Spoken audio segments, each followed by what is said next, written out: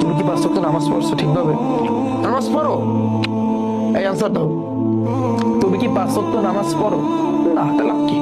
তাহলে তোমার ইমানটা রইল কই? কথা বলছি কি দেখো, শরীয়তের যাবতীয় বিধিবিধান অন্তরে বিশ্বাস করা, তুমি করছো বিশ্বাস, মুখে স্বীকার করছো হ্যাঁ আল্লাহ তাআলা এক, আমার রাসূল সাল্লাল্লাহু আলাইহি ওয়াসাল্লাম, এই যে রাসূল সাল্লাল্লাহু আলাইহি ওয়াসাল্লামের উপর কোরআন মাজিদ নাযিল হয়েছে, এই হাদিস যা আছে সব আমি বিশ্বাস করি, তুমি মুখে স্বীকার করতেছো, তদ অনুযায়ী আমল করা। বলছি না তিনটা জিনিস তোমাকে, তিনটা জিনিস তুমি তোমার মাথায় রাখবা ইমানের সংজ্ঞার ক্ষেত্রে, যে ইসলামের শরীয়তের যাবতীয় বিধিবিধান অন্তরে বিশ্বাস করা, মুখে স্বীকার করা এবং সেই অনুযায়ী আমল করা। তুমি কি আমল করো?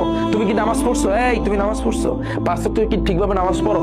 তুমি তো সারাদিন মিথ্যা কথার ভিতরে জর্জরিত থাকো, তাহলে তুমি কি মানে তোমার ভিতরে ঈমান আছে? নাই, নাই, একেবারে কোরস, তোমার মধ্যে ঈমান নাই।